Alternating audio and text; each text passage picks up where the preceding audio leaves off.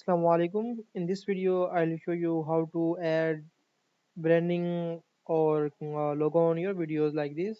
So let's start. If you're new to my channel, subscribe the channel and like the video. On YouTube, click on the top right side and go to your YouTube studio.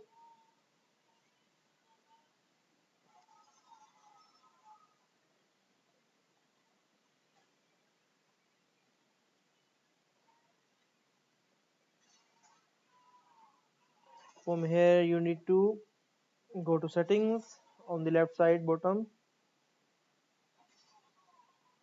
From here, select channel and here select branding.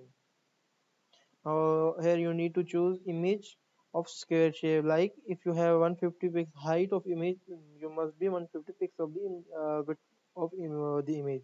So let's select the image, and if you get error like this, incorrect image select ratio, you can watch the video in the description, link in the description and pin comment to solve this issue. So it's up to you. To you want to show the logo on entire your video or end of video.